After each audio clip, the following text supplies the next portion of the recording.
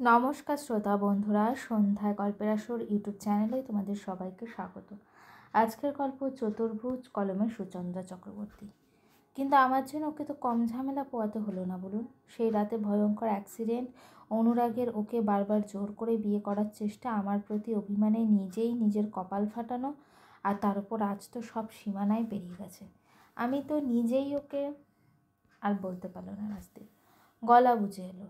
ব্রজুলার ওর মাথায় হাত বুলিয়ে সস্নেহে বলেন, সমাজ আমাদের পুরুষদের একটা মারাত্মক ভুল কথা শিখিয়ে দিয়েছে জানো। ছেলেদের নাকি কাঁদতে নেই, সব কান্না বরাদ্দ শুধু মেয়েদের জন্য। হাসলেন তিনি। আমি কিন্তু তেমনটা একেবারেই মনে করি না। তুমি কাঁদো রাজদীপ, কাঁদো, বুকের হিমবাহকে গলে বের হয়ে যেতে দাও। এই সময়ে একরকমই কয়েকটা বাক্য দরকার ছিল রাজদীপের জন্য। আর নিজেকে আটকে রাখতে পারলো না, কান্নায় ভেঙে পড়ল।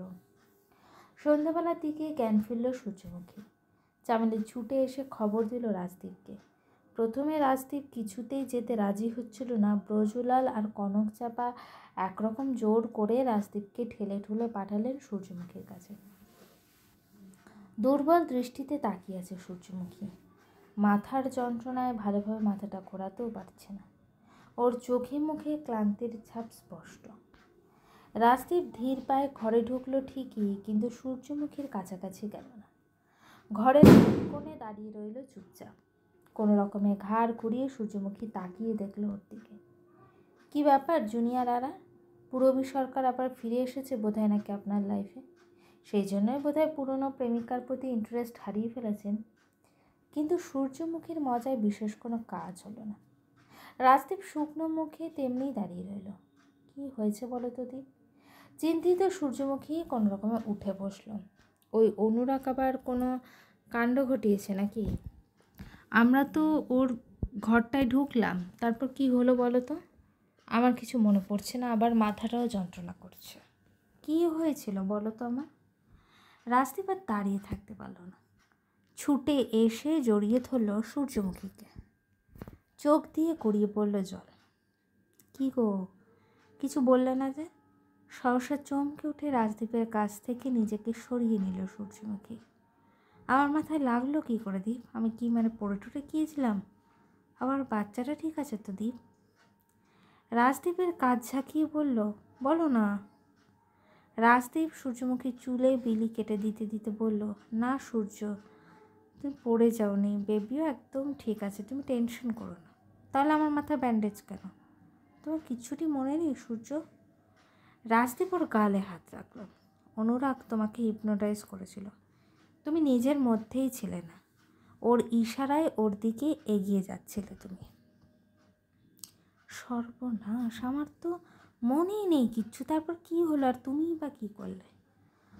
আমার কোনো উপায় ছিল না সূর্য, তাই একটু থেমে বলল রাজদীপ, মেঝেতে গঙ্গা জলে ঘটিটা পড়েছিল, ওটা তুলে এনে দরম করে মারলে অনুরাগের মাথায়, তাই তো? বেশ করেছো। তোর মাথা একেবারে আলু করে দিয়েছো তো? ঠিক হয়েছে, একদম জব্দ হয়েছে, বজ্জাত কথাটা। না সূর্য, ওর মতো অঘরীকে সামান্য একটা ঘটি দিয়ে কি আটকানো সম্ভব বলো? তার উপর গঙ্গা জল যেটুকু ছিল সেটুকুও শেষ হয়ে গিয়েছিল ওর অনুচরদের থামাতে। ইচ্ছে করেই অনুচরদের এগিয়ে দিয়ে কাপুরুষের মতো নিজে পড়ে এসেছিলে, যাতে সব গঙ্গা জলটাই ও আসার আগে শেষ হয়ে যায়। একটু থেমে বলল, তাহলে কী করলে তুমি? ওকে আটকালে কী করে তুমি? আর আমি হিপনোটাইজ ছিলাম যদি, তাহলে আবার অজ্ঞান হয়ে গেলাম কখন? তোমাকে আমি অজ্ঞান করেছি সূর্য। নিজের চোখ দুটো বন্ধ করে ফেলল রাজদীপ।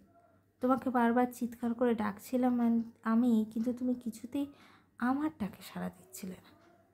এগিয়ে যাচ্ছিলে অনুরাগের দিকে। বাধ্য হয়েই তোমাকে ওই জানোয়ারটার হাত থেকে বাঁচানোর জন্য তোমাকে অজ্ঞান করেছি আমি, ওই ঘটিটা দিয়ে। দাঁড়াও, তুমি তো দেখছি অনুরাগের উপর দিয়ে যাও।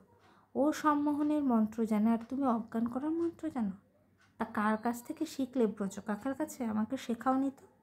Very bad. আরে বাবা, মন্ত্র দিয়ে নয়, ঘটিটা দিয়ে তোমার মাথায়। আমার জন্যই তুমি এত কষ্ট পাচ্ছ Surya. I am sorry Surya, very sorry. সূর্যমুখীর হাত দুটো নিজের মুঠোয় নিয়ে বলল রাজদীপ, কিন্তু সেই সময় এছাড়া আর কোনো উপায় যে আমার মাথায় আসছিল না। তোমাকে যদি আমি জোর করে সে সময় ওখান থেকে নিয়েও আসতাম, তুমি আমার চোখ এড়িয়ে অনুরাগের কাছে চলে যেতে। ওই সময় তোমার যেটুকু সেন্স ছিল সেটুকু নষ্ট করে দেওয়া ছাড়া কোনো উপায় ছিল না, তাই তো? গম্ভীর মুখে বলল সূর্যমুখী। আমি তোমার কাছ থেকে এটা এক্সপেক্ট করিনি দীপ। পরিস্থিতি যতই জটিল হোক, তাই বলে তুমি, আমি জানি সূর্য, আমার জন্যই তোমার লাইফে এত প্রবলেম। চোখের জল মুছে বলল রাজদীপ, ওই অনুরাগকে আমি একাই বুঝে নেব, কিন্তু তোমাকে আর এই অবন্তীনগরে আমি রাখার রিস্ক নিতে পারবো না। কালই তোমাকে কলকাতা পাঠানোর ব্যবস্থা করব আমি। সূর্যমুখী উত্তর দিল না। রাজদীপ বলতে লাগলো, প্লিজ ফরগিভ মি সূর্য, আমি ইচ্ছে করে তোমাকে কি করে ফরগিভ করবো মিস্টার আরার? গম্ভীর মুখে বলল সূর্যমুখী। আপনি যা করেছেন তার ক্ষমা হয়? রাজদীপ মাথা নিচু করে বসে রইল। সূর্যমুখী বলে যেতে লাগলো, একে তো অন্যায় করেছেন, তার উপর আবার আমার কথাটাও শেষ করতে দিলেন। পরক্ষণেই সূর্যমুখীর হাসির শব্দে মুখ তুলে তাকালো রাজদীপ। হেসে লুটোপুটি খাচ্ছে। আমি এটাই বলছিলাম দীপ, যে পরিস্থিতি যতই জটিল হোক, তাই বলে তুমি নিজেকে এভাবে অপরাধী সাব্যস্ত করবে সূর্য? আরে বাবা, একটা 5 বছরের শিশুও তার শুভাকাঙ্ক্ষীকে চেনে, তাই তো তার মা তাকে চর কষিয়ে দিলেও রাতে সে মায়ের বুকের ওমেই নিশ্চিন্তে ঘুমায়, অন্য কারোর কাছে ঘুমোয় কি? হাসলো সূর্যমুখী। রাজদীপের গালে হাত রেখে বলল, আর গিল্টি ফিল করো না দীপ। আমরা ভ্যাকসিন কেন নেই? ছোট্ট একটা ইঞ্জেকশন নিতে আমাদের একটু কষ্ট হয় ঠিক, অনেক সময় জ্বরও আসে, কিন্তু সেই সামান্য কষ্টটুকু আমাদের কত বড় রোগ থেকে বাঁচায় বলো তো? আজকের ব্যাপারটা তো ঠিক তেমনই। তুমি যদি আমাকে আঘাত না করতে, তাহলে তো আমি এখন অনুরাগের ডেরায় থাকতাম।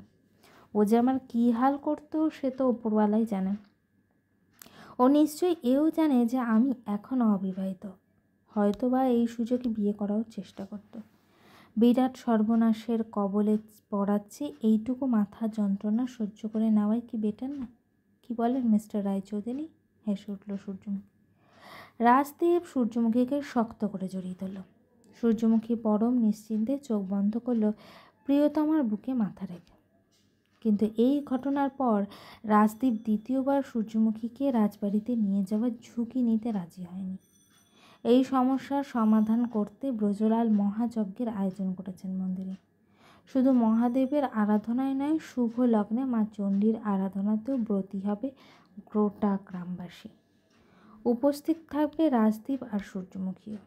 শুধু এই সমস্যার সমাধানই নয়, রাজদীপ আর সূর্যমুখীর অনাগত সন্তানের মঙ্গল কামনাতেও হবে পুজো। দেখতে দেখতে এসেও গেল সেই শুভ দিনটা। বিষয়টা অবগত ছিল অনুরাগের, প্রমাদ গুনল ও। কপালে দেখা দিল দুশ্চিন্তার ভাঁজ। ব্রজলাল কিছুটা আন্দাজ করেছিলেন বিষয়টা। তিনি সেই নির্দিষ্ট দিন ভোর হতে না হতেই গ্রামের বাকি পুরোহিতদের একত্রিত করে হাজির হলেন শিব মন্দিরে।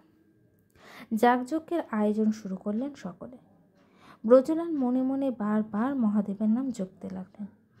আসার আগে কনক চাপা চামড়িকে বলতে লাগলেন, ওরা যেন রাজদীপ আর সূর্যমুখীকে সাবধানে নিয়ে আসে। ভোরবেলা আকাশ পরিষ্কার থাকলেও কিছু সময় পরেই আকাশ ছেয়ে গেল কালো মেঘে। ঘন ঘন বিদ্যুৎ গর্জনে পিলে চমকে গেল গোটা গ্রামবাসী। প্রবল বেগে বইতে লাগলো বাতাস। লাল মাটির ধুলো উড়ে চারদিকটা রক্তিম হয়ে গেল নিমেষে। কান ফাটানো বাজপাড়ার শব্দে চমকে উঠে বসল সূর্যমুখী। রাজদীপের আগেই ঘুম ভেঙে গিয়েছিল। ও এসে বসলো সূর্যমুখীর পাশে। এতদিন এই গ্রামে আছি, কোনোদিন তো এরকম ওয়েদার দেখিনি দীপ। আজ এত বড় যজ্ঞ, এত আয়োজন, অথচ আজকেই এরকম। আমারও অবাক লাগছে সূর্য, ওই অঘরীটা এতে হাত আছে কিনা ভাবছি।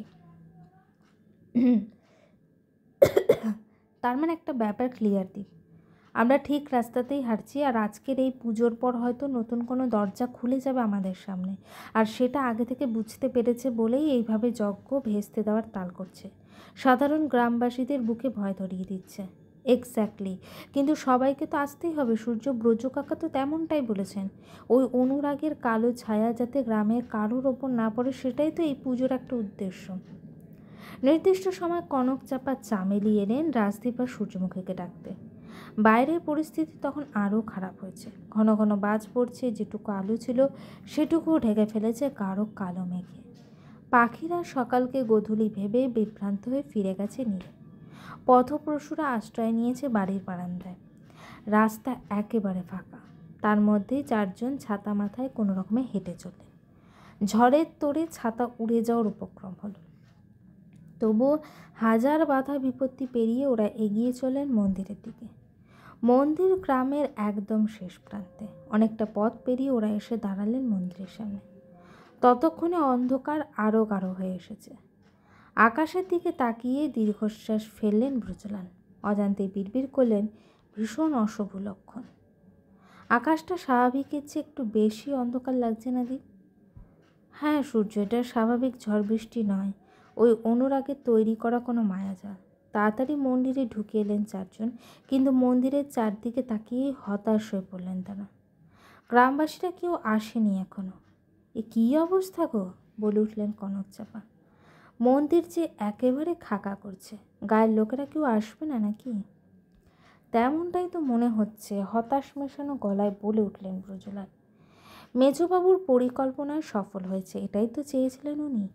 আর তাই তো এমন কাণ্ড ঘটালেন যে মানুষগুলো ভয়ে সকাল থেকে খড়দর দিয়ে বসে আছে। হাজার হোক গায়ের সরল সাদাসিধে মানুষ, ছেলেপুলে নিয়ে সংসার করে সকাল থেকে এমন আবহাওয়া দেখে কে আর পরিবার সূত্রে এতটা রাস্তা ঠেঙিয়ে আসবে বলো তো? যা ঝড় বইছে, কখন গাছ টাছ উপড়ে ভেঙে পড়ে বাজ পড়ার তো কোনো থামাথামিই দেখছি। সব ওই শয়তানটার কারসাজি। দাঁত কিরমির করে উঠল সূর্যমুখী। শুভ লগ্নটা পেরিয়ে গেলেই দেখবেন সব ঝড়ঠর থেমে গেছে। পুজোয় বাধা পড়ুক, তাতেই তোর লাভ। যুদ্ধে আমাদের চেয়েও এক ধাপ এগিয়ে যাবে। কিন্তু ওনাকে এগিয়ে যেতে দিলে তো হবে না সূর্যমুখী, ওনাকে থামাতে হবে। আর সেটা তোমরাই পারবে। আমরা? হ্যাঁ রাজদীপ, নিজেদের পরিচয় ভুলে যেও না।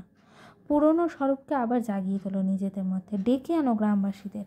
আর সকলে মিলে মহাদেব আর চণ্ডীর আরাধনায় ব্রতী হব, এমনটাই তো সিদ্ধান্ত নিয়েছিলাম আমরা। এই সিদ্ধান্ত থেকে সরে এলে মেজবাবুর লাভ তো বটেই, সাথে অমঙ্গলের কোপ পড়বে। কিন্তু সবাই তো যে যার বাড়িতে বসে আছে খিল এঁটে, আমরা গেলেও কি তারা সাহস করে মুখ হবে? হবে। আজ বড়বাবু আর মণিমাকে ভোলেনি গায়ের লোকেরা, কিন্তু রাজদীপ আর সূর্যমুখীর কথা শুনবে কিনা বলতে পারি না। সবটাই বুঝতে পেরেছি, কিন্তু আমি একা গেলে হতো না কাকা, সূর্যর এই অবস্থা। গল্পটি কেমন লাগলো অবশ্যই আমাকে কমেন্ট করে জানিও। আর আমার চ্যানেলে গল্পগুলো যদি তোমাদের ভালো লেগে থাকে, চ্যানেলটিকে সাবস্ক্রাইব করে পাশে থাকো। গল্পের পরবর্তী অংশ খুব শীঘ্রই আসছে।